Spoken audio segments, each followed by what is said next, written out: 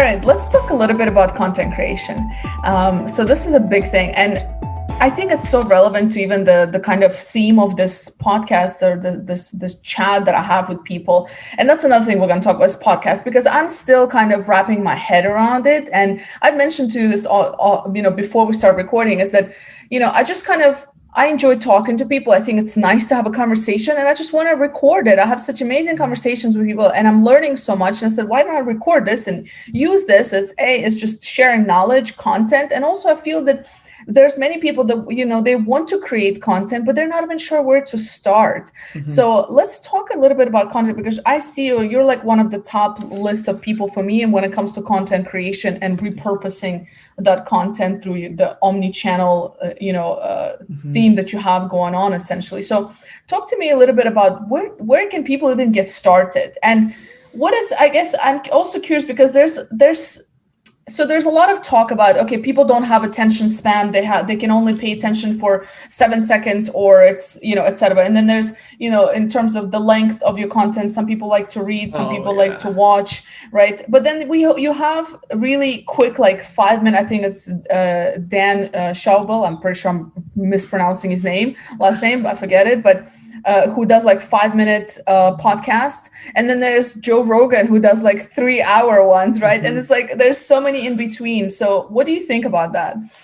I say screw the stigma when it comes to social construct norms. And that's a whole mouthful right there. But essentially speaking, you follow what's right for you. And if you don't know what's right for you, then try a lot. So in the book, David Epstein called Range, it talks about how generalists live. And so they'll try out many different things. They find one they like, they'll stick to it. And then eventually they actually open back up and try new things again. And this is kind of a natural point for people like us who are more generalists.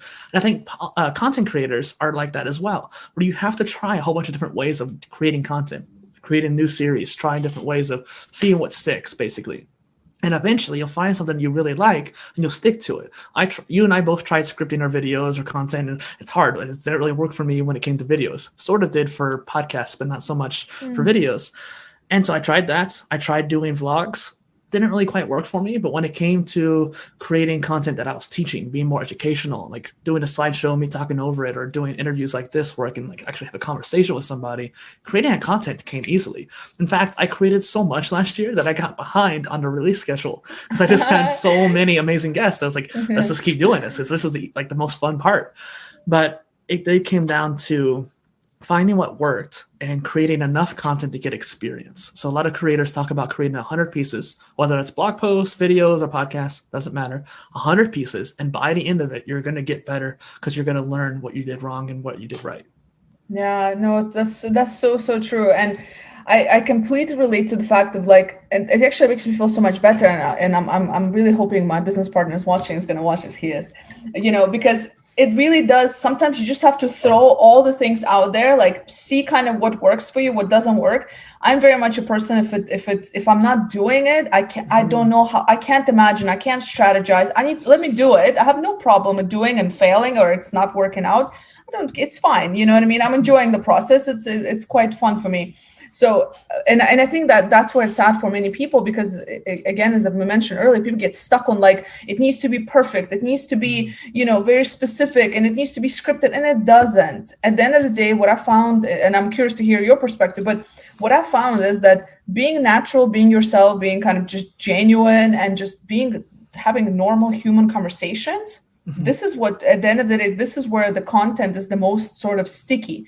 It's because it's not that, it's not, yes, educational is also good, but I think what relates, in my opinion, what I've seen is that personal focus on like getting that emotion out of people, essentially. Essence. And right, the essence of the conversation, right? Yeah. And I mean, there's different types of content. Education works for me, but there's also entertainment. There's also just like subverting expectations. There's comedy. And there was this like mini course I looked at called The Traits of Virality, where they talk about like invoking an emotion or subvert someone's expectation or stuff like that no matter what kind of content you make, if you incorporate that in some way, you're going to have some kind of good emotional response. That's what you want. You want someone to have that emotional response, or else that content's not going to really resonate with them and they're going to move on. And one thing that always motivated me for some reason or another is Gary Vee talks about creating 100 pieces of content a day. And I mentioned like That's creating so 100 pieces of content in general. Like when you first Right. start out, make 100. And that might take you a year, might take you 2 years. It took me quite a while to get to that point when it came to videos and polycasts.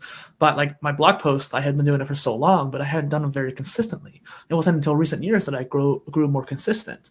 And I created the OmniContent to be my strategy in order to create 100 pieces of content a day.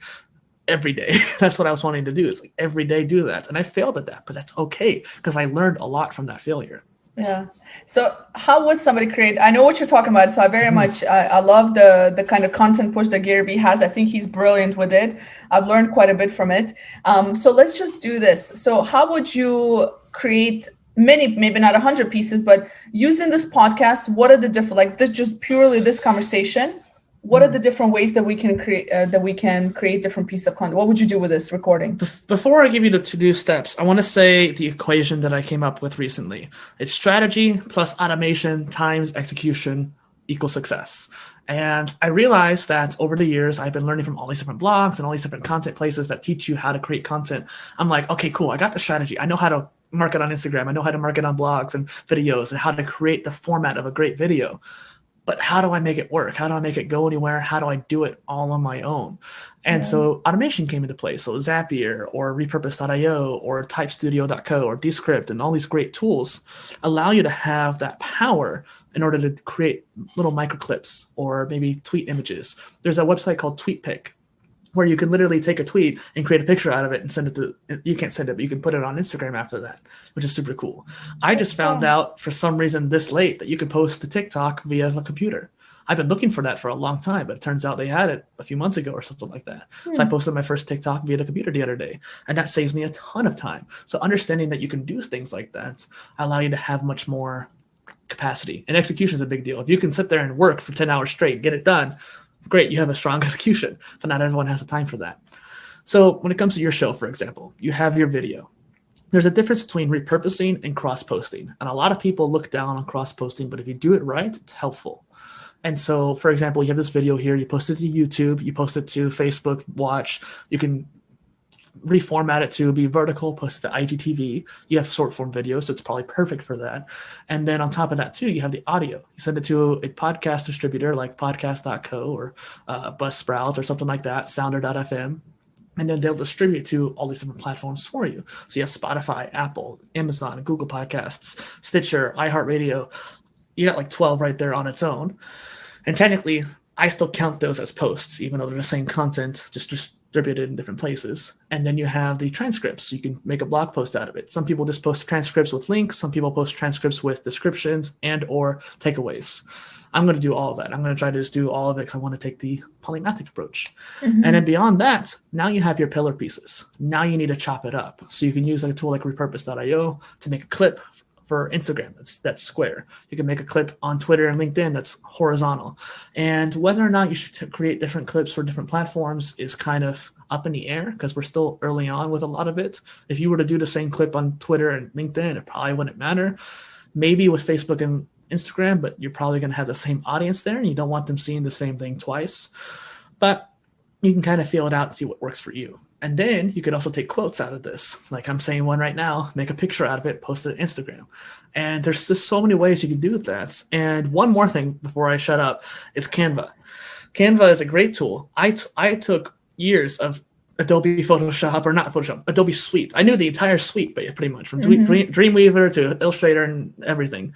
But I found that other tools like DaVinci Resolve or Canva and other things I can do on my own for free, mind you, allow me to get my job done better. And I can create templates in Canva that I can just go in, put the text in and the image in, and create a post for Instagram right off the bat. And yeah, I've recently started using some of the things that you're mentioning, and Canva has definitely been a game changer. And I have to give credit to my business partner, because if it wasn't for him, I probably would have done what so many people are trying to do, which is like the first thing they want to do is they say, I don't know how to do this, or this is expensive, or et cetera, et cetera. So instead, let me just, if I'm going to spend the money, let me just go ahead and hire somebody to do it. And honestly, like really complete credit to Yvonne, who was like, listen, Elaine, like we're not going to go that route. We're not going to be hiring. We don't need to, because there's so many tools And some of the things that we've actually started to look at is some of the things that we've learned from you. From that, you have this amazing blog. It just has, I mean, everything that everything that you just mentioned, basically, it's written out there, and it's brilliant because I think it's such an affordable and accessible way for everybody to become content creators. And yes, does it require a little bit of learning? Absolutely. But once you get that down, like once you have that system, that's it. And then that's the thing, because if somebody looks at your website, they're going to be like, this guy must have like a team behind him, etc. Or like even the Tim Ferriss. I'm a huge fan of Tim Ferriss, and he talks a lot about the fact that he doesn't have, full-time staff. I think he works with like a few freelancers or part-time people that come, and otherwise virtual assistants.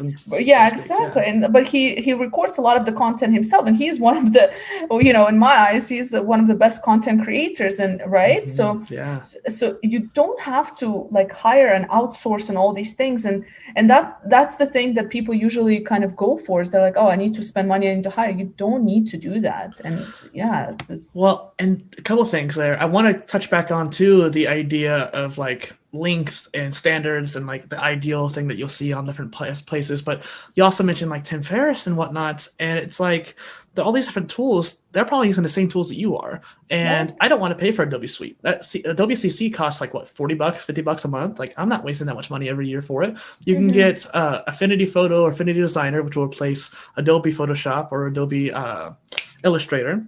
Get Audacity, which replaces Audition, DaVinci Resolve, which replaces Premiere.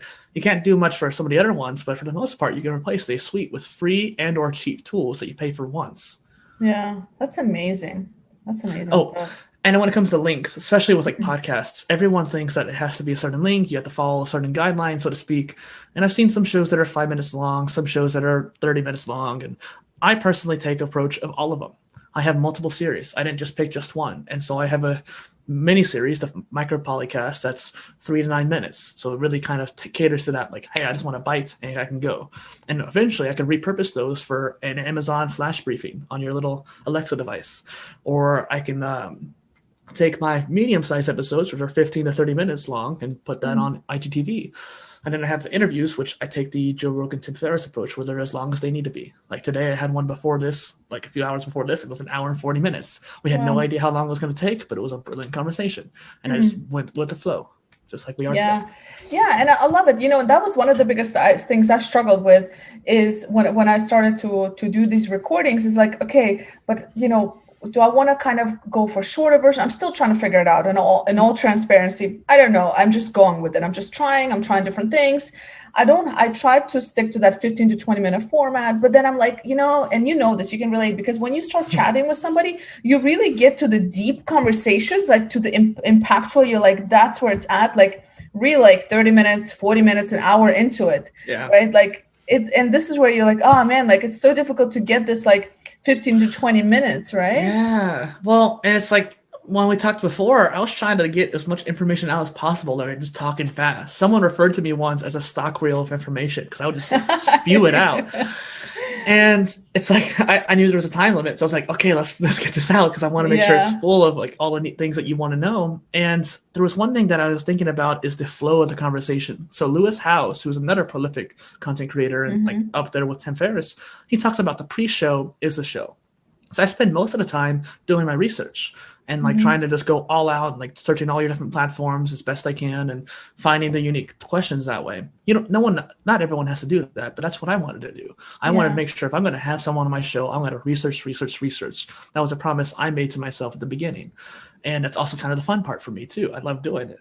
And then when the show comes around, basically at that point, the person already feels comfortable and they feel like, okay, this person gets me at least to a certain degree. I can share the rest to get the full range. Yeah. And I could definitely speak to that. I mean, you when I came on your show, it was like, I was telling people, I was like, I don't think anybody has ever watched and read all of majority of my stuff. And I mean, like you actually watched it. It wasn't like the first couple of minutes. I was like, man, he really dig deeper. Like I have to be careful. I was like, oh my gosh, I was like, what did I say in that video? And that, et cetera.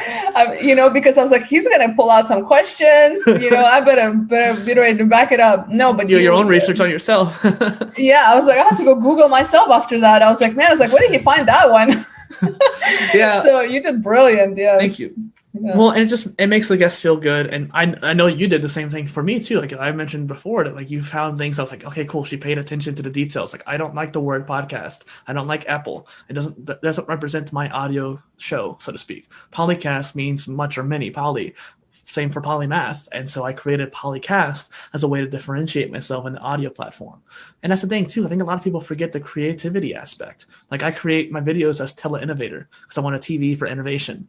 Or like PolyInnovator came about because I wanted to combine polymathy and innovation. So this different ideas of naming is really fun. And you can build out your own ecosystem of stuff. Mm-hmm. So another question comes to mind. You are doing many different things. How do you manage your time? Because sometimes I feel like all Dustin does is just create content, right? That's and I know you. That's all I do. But you love it, right?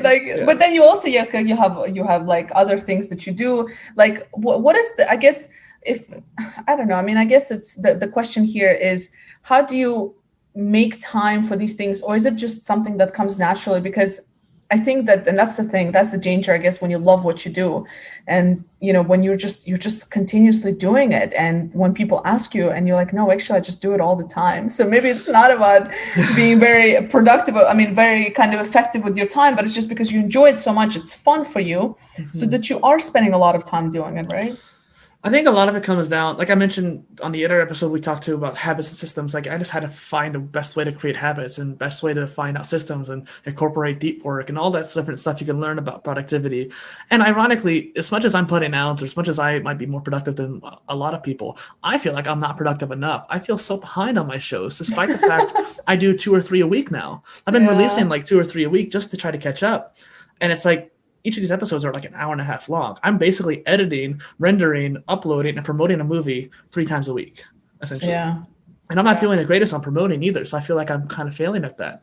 But it's because I haven't found the right tool anymore. I switched around between different tools. And for me, since my episodes are so long and so big of a file size, a lot of those tools don't work for me. For you, it'd probably be perfect because then you have the right amount of length right now, at least. Maybe you'll change your format down the line. But since my videos are full 1080p, that kind of thing, my files are like 5 gigs each, and there's a max of like 2 gigs. So there's a lot of issues I've come across, but I know at some point when I finally get that equation set out of like the strategy and automation and execution, like I have the execution portion. I've learned the strategy. I just got to find that automation part, and that'll fill it out, and I'll be able to get that success.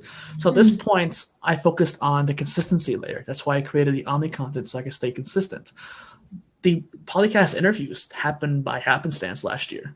Like it was an opportunity that I couldn't refuse or ignore, and I started doing it. So I put my main series, the OmniContent, aside to focus on awesome people like you, and I'm so glad I did. It's like been brilliant.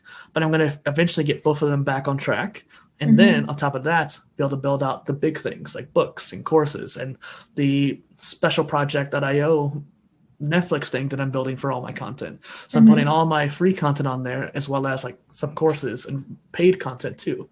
Same thing with my blog. I have tons, as you know, tons of free content on there. Right. But I also have paid posts as well. Yeah, it's interesting. So actually, and I really want to know about the some of the content for education and some of the modular approach. I want to talk about that in a minute. But it's interesting because every time I think about people that are putting out so much free content, because I do the same, and I always remember something that I think it was Gary Vee. He was talking about it, and it was funny because he said, I put out so much free content, right, and I give all the advice, like everything that you need to do to, I don't know, launch a business, whatever, whatever that topic for free. Basically, he was like, I give you a to-do. He's like, I have nothing to hide. And I'm like, you know what? I'm like, I also do the same with career stuff. Like you don't need to have a career session with me. If you just go and like look at some of the blogs, like like you can probably get whatever you can, but it's at the end of the day, people just still want to have that one-to-one conversation. They want to have that guidance, etc. So I think it's interesting because it's like there's so many people that are afraid to put out content because they're like, oh, but if I give, and people tell me all the time, they're like, oh, and you give all this stuff for free. I'm like, yeah, I know, because I still know that people are going to come and they want to have this conversation, and it's just the way that it is. And I guess it's just that human touch. Maybe that's what we lack at the end, right? So all the content can be out there, but I think it's not the knowledge that we are lacking. It's more of like accountability person, somebody who's like, I know what I'm doing, but I just need somebody to keep me accountable as well, right? So I think, but anyway, but I just thought it was interesting because you do put out a lot of stuff out there. Well, and I will say too, I'm a personal trainer and swim instructor. It's what I do the rest of my time when I'm not creating content. And one of my biggest things was I've gotten in trouble for this multiple times where I give away free swim lessons, sometimes like multiple ones. And I'll just teach them like, hey, like I saw something so apparent that I could teach real easily to get them to be like 10 times better. And I'll teach it to them for free. And eventually they're just like, I just want to buy a session from you at this point. Like, exactly. I've gotten so much business from my company that I work for because of that literally they probably like, I can't remember the last time I got a session that wasn't because of that strategy, so to speak. And let alone just people coming back and that kind of thing. Completely with you. I mean, even with some of the work that we do for our business, we do a lot of kind of, free sessions and stuff like that. And we just put out a lot of free stuff. And I give people sometimes free sessions. It depends, right? But still, like, that's where it's at. I think that, and I think, I mean, I'm really a huge believer, like the more you give, the more you shall receive. If you're just doing it from your heart, like genuinely just doing it because you just want to, create the value to that individual, etc. Granted, of course, it's not going to be for every single person, right? There's at least for me, there's definitely a system that I go through where I give, free sessions and my time, because at the end of the day, we have our own kind of priorities, but I think that at the end of the day, it's the more value you put out there in a genuine way, the more it just comes back to you. And you're completely right that no matter how much stuff you put out there, when people see that, they want to come and do business with you, because business is personal. It's about, connecting with that person. It's about trust. And how else can you trust this person? And, and this is what I think that a lot of people make this mistake, is they just go in like hardcore selling every time. And I'm like, it's not my strategy. It's never been the strategy of our businesses as well. We said, listen, you don't need to buy our products. Let us show you the value. If after that you're convinced and you feel like you want to work, it's beautiful. If not, wonderful. We're still going to give you the session as if we made, millions from it. Yeah. Exactly. You know what I mean? Like, we're still going to do it from our heart because we genuinely care about what we put out into the world. And I think that's such a missing link for many people. Well, and even the people who didn't pick up a session, they would spread the word like, hey, I talked to this guy and he's like really, or this girl, and like I learned a lot from them. And on top of that too, it's a matter of just thought leadership too when you give out content like that. And I think a lot of people forget, like, content creation is about sharing knowledge. And that blog post you referred to earlier, 7,000 words. It's ridiculous. And you know what happened? I just randomly came up with it because I knew all the information. But the post itself, I was laying in bed like 11:30 at night, about to fall asleep. And I was in that alpha wave state, that creativity state. And I was like, oh, I have an idea for a blog post. And I couldn't ignore it. I got up, got on my computer, wrote out the outline, which was 3 times longer than my normal outlines, which another thing we might touch on too is having like a system like that. But I made an outline of it and went back to sleep. The next day, wrote 4,000 words. The next day after that, finished it off with 3,000 words. There's just because there's so much I wanted to put in there. And people, like things like stories, for example. People don't even know about Google Stories, Google AMP Stories. I don't know about that. Talk to me about that. So like if I were to go on my phone here and then look on the side of this particular, on here, these little things right here are stories where you can check out different like news articles vertically whenever you're reading. And so it's like Instagram stories, but on Google, allowing you to have way more SEO. Yeah, but it's only on mobile. It's not on desktop yet. And a lot of people don't know how to do it on their computer either. I barely can figure it out, and I've tried many different tools for it. So it's still new. But just being aware of it. Yeah, aware of it. You know what I mean? And the idea of cross-posting again, too. Like, too much cross-posting is a bad thing. I see people share their Instagram post with just a link on Twitter, and that sometimes works. For the most part, it's all I see on their Twitter. Like, I see nothing else. You know what I mean? And so if you have that, that's great. But put other stuff there with it. You know what I mean? And then the idea of like stories. You could post the same story to Instagram, LinkedIn stories, Twitter fleets, and let's say, like, if you can, on Google Stories and Snapchat. 5 different platforms, same story. You create it once, you share it to multiple places. Yeah. You create this podcast, share it to multiple places. I found out a strategy that's probably the best way to do it right now is to make an Instagram story and then download it and then share that image to other platforms. Otherwise, it's kind of hard to recreate it for each platform. Right. Or there's interesting. Yeah. Huh. Or like Reels. one more thing, like the TikToks. Yeah.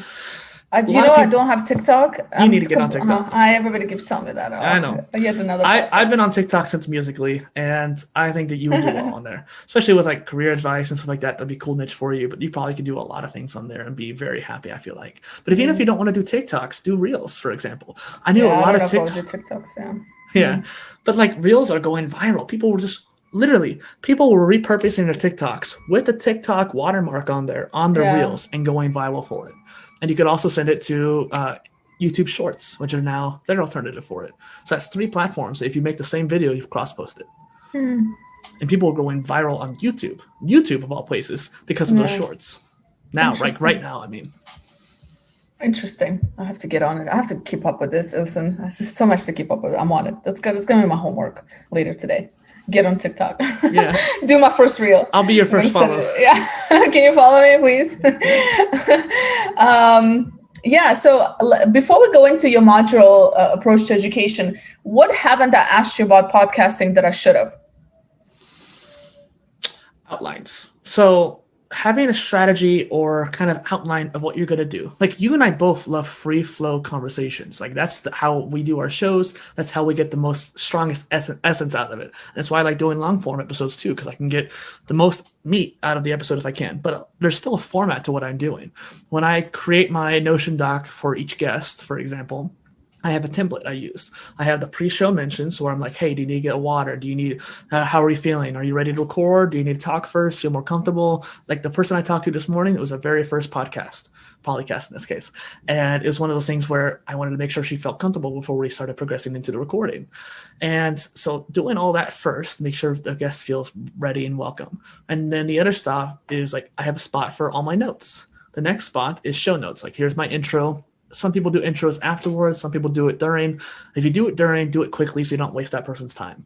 And I just try to go through it quickly, even if there's a lot of things to mention. And then I have my icebreaker, which, as you know, is kind of a surprise. It's like, share something about yourself that no one knows about you. I stole that from John Lee Dumas, who's another great podcaster. And it was one of those things where it allowed people to feel comfortable once you get past that point. That's the hardest point. You get it over with right away.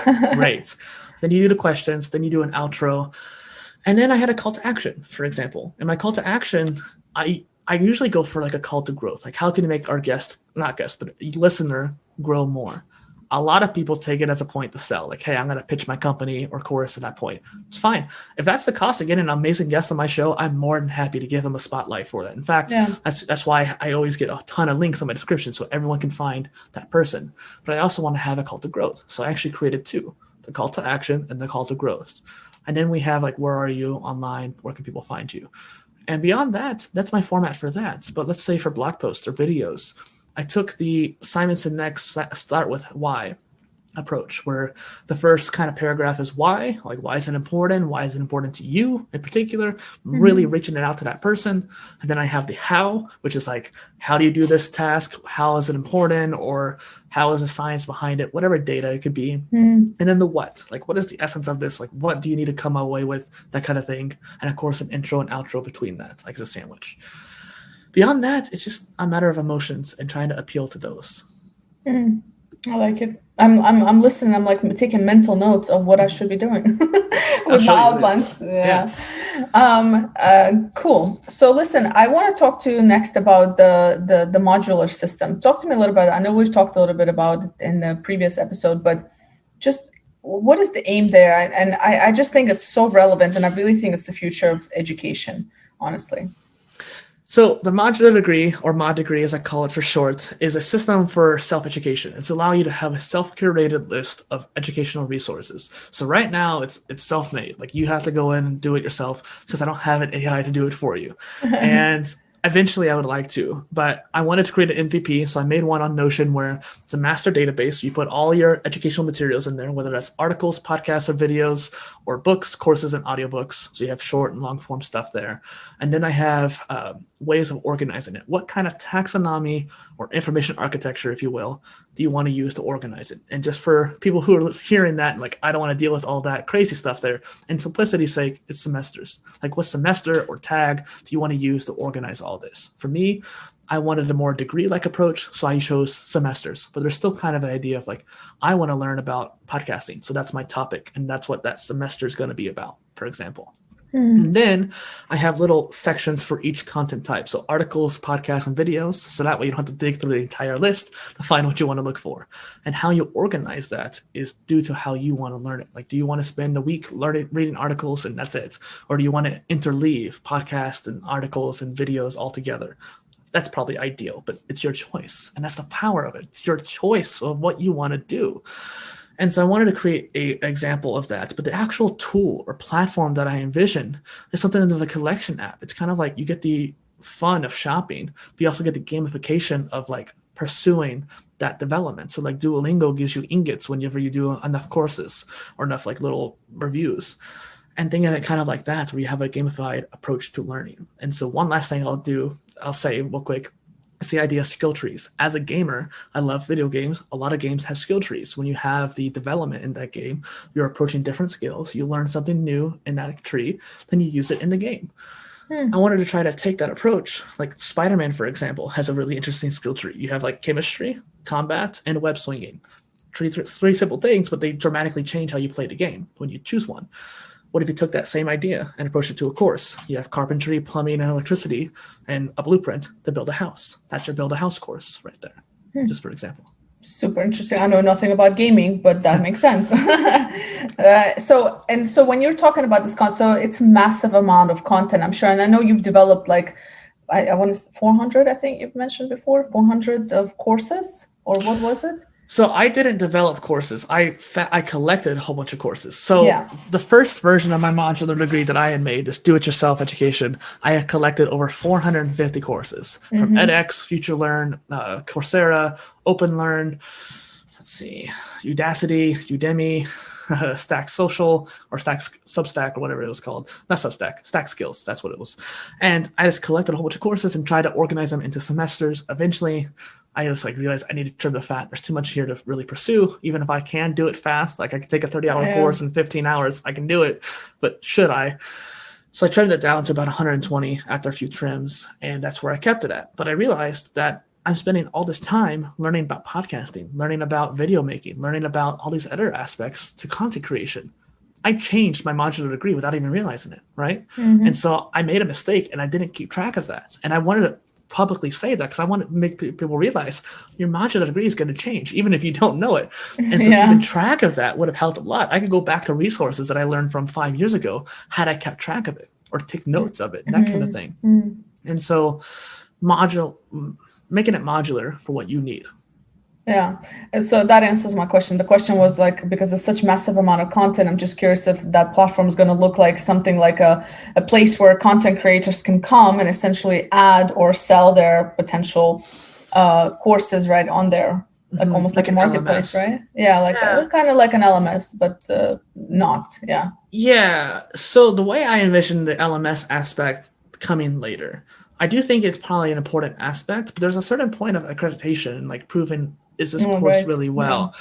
But I mean, there's plenty of courses online on Udemy that I would take. Like Neil Patel I don't think has a degree on blogging, but he's blogged 8,000 times. He knows what he's talking about. So when he has a Udemy course, I'm going to You bet you're going to get on it. Exactly. Yeah. So there's a certain level of reputation and personal branding involved. And I think that if there's a way for people to prove it, then they'll come on or something like that. I don't want to talk too much on the LMS aspects. I haven't given that much thought. What I've given more thought on is the social aspect. It's more of like a learning management system of stuff already made and aggregating it there and having a social network on top of it. Yeah, absolutely. I love that. Something that came to my mind and that almost went away. Wait, it's coming back. I lost my track of thought for a second. So when it comes to I lost it. I think I lost my question. Pause it and think about it. It's fine. Yeah. Oh man, what was it? It was good.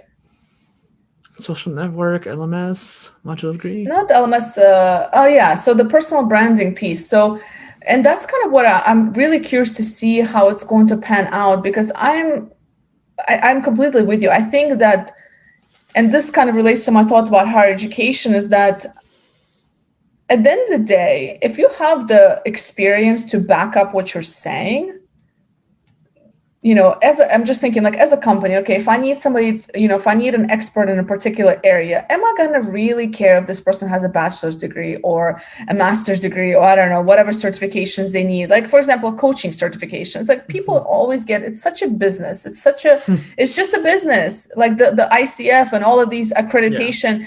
It's just a business model, and I wish people understand it. And sometimes people ask me like if I have certain accreditations, and I'm like, on certain areas, yes. I mean, if you're a doctor, by all means, we need you to have your degree. I'm not saying that, but I'm talking about like kind of like other aspects of different careers, right?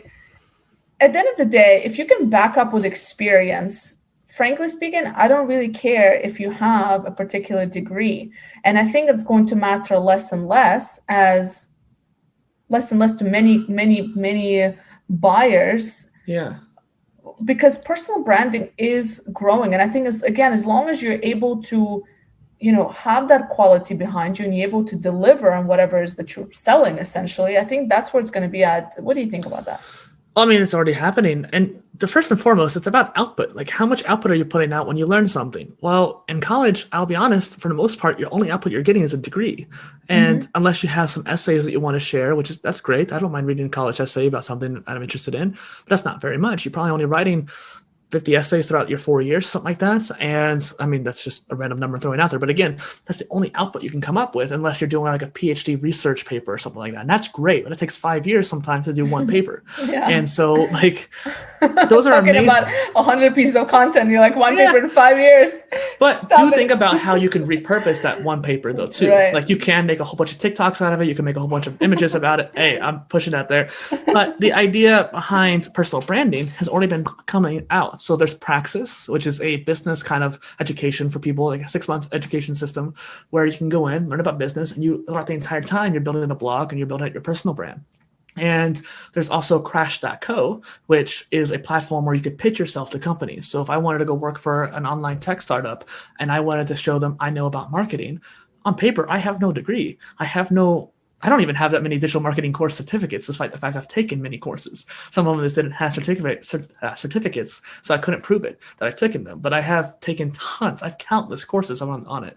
I spent a $500 course on YouTube marketing, for example, and how to set up your YouTube channel and make that grow. So I've taken that, but there's no certificate showing that. Yeah. And so the idea of proving comes down to showing. So on that Crash.co website, for example, you can create a video of you doing the task and show it to that recruiter and actually get proof of that. And the people who made Praxis and Crash have a podcast called Self-Directed Learning, which I thought would be interesting to shout out here too. Yeah, that's awesome.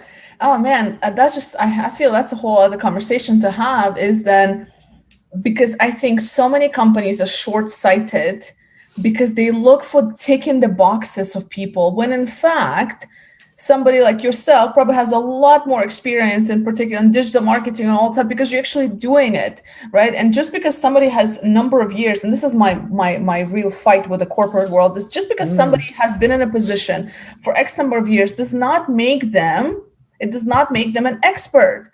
Yeah. What makes somebody an expert is continuous curiosity, continuous learning. There's a lot of people that are in positions that have been there for 10, 15, 20 years. And I guarantee you, they're not up to date on many things that are happening. They're just comfortable. Number of years of experience, in my opinion, and many roles in corporate world mean very little to me. And I come across this all the time. I mean, when we work with HR, learning and development, I'm like, if you're in learning and development, for example, in our area, right? And you don't know about, the micro learning, the behavior change, how neuroscience is affecting the way people learn, all those things. Upskilling. The future of upskilling, essentially. And you're still on that like 6 to 8 hour model of in face-to-face delivery. We have a problem. You are in the wrong position and you're not helping your organization. But I feel like that's a whole different topic that you just touching on it real quick is the idea of accreditation on top of that too. Like, accreditation for normal schooling, traditional schooling, I guess you could say not really normal, but traditional, takes forever to get through the accreditation process, 2 to 3 years. And then you have another year of like actually incorporating it into the university. So by the time it gets to the students, it's already out of date. It's out of date. Sometimes completely. Yeah. And by the time they graduate, they're completely irrelevant altogether. Mm-hmm. Their degrees, everything. Especially stuff, digital marketing or programming, that kind of thing. Like it's there are some things that changing. Yeah. Do you know about Instagram guides? No. Yeah, it's like a little mini course thing you can make out of your pictures on Instagram, or like Reels, which came out and everyone was like, oh, I didn't know about this, or having IGTV, setting that up properly and that kind of thing. Like you can post IGTV from your computer. You can post up to 60 minutes from your computer, but most people don't know about that. They always post them like the 1 to 5 minutes or whatever the limit is, 1 to 10, I think, on the phone. Yeah. But it's just like, yeah, there's a certain aspect to just, and that the guides only came out like 7 months ago. I only knew about it then, and I still haven't been able to make one yet. I figured out how, but I haven't made one yet. Yeah. Listen, I love this conversation, and I think we need to have part 3, 4, 5, 6, 7. I think we will at some point. Do it. You see, this is where it's at. Like now we've been chatting for quite a while, and now we're getting to that, the real like meat of the conversation, right? Love it. But listen, so this podcast, this thing I'm experimenting with is all about, so the reason even this all came about is that I feel that a lot of times people stop themselves is because of fear, or fear of the failure, fear of mainly just not being able to get out of their comfort zone, and we just get too comfortable. And listen, for those people who are comfortable and completely fulfilled, beautiful. This is not the audience that I'm after, right? But I'm after the audience who is like, I really want to change, I want to get out of my comfort zone, I just don't know how to do it, and I need to feel that I'm not alone in this, etc. So, and when it comes to content creation, because again, in my eyes, you are kind of on the top list for me when it comes to people that just kind of got it down. What would you recommend for people? Just a final piece of advice. And if you can tell, I'm using the out that you were talking about earlier, because I don't have that in my conversation. So I have like an intro, but I don't have an out. I just realized that when you're speaking, I was like, I don't have like an ending to my podcast. So that's going to be it. So what is one thing you would tell people to help them get out of their comfort zones when it comes to content creation? First off, steal my outro. I didn't have one for a long time, and I was like, I needed one too, and I figured out what I needed to do for mine, so feel free to steal it. When it comes to get out of comfort zone for content creation, do 20 push-ups. Like seriously, do 20 push-ups, because the thing is, in order to push past some of the breaking points you need to do, like editing is like the hardest point when it comes to my podcasting, my polycasting. I am good at it. I'm pretty good at it, but I hate doing it because it takes so much time. And so like it really comes down to grit, and oftentimes people don't have enough grit. And in my case, I learned grit from doing push-ups, and so that's my fitness background, of course, speaking, but doing 20 push-ups is hard for many people. Do it against the bed, do it against the wall. I don't care. Just do it. Yeah, I love it. Beautiful way to end. Listen, I'm really, really excited to see where life takes you. I'm super excited to watch it, to watch your journey, and I'm excited. I'm excited for you. I'll keep you in the loop. Yeah, please do. All right, nice to talk to you.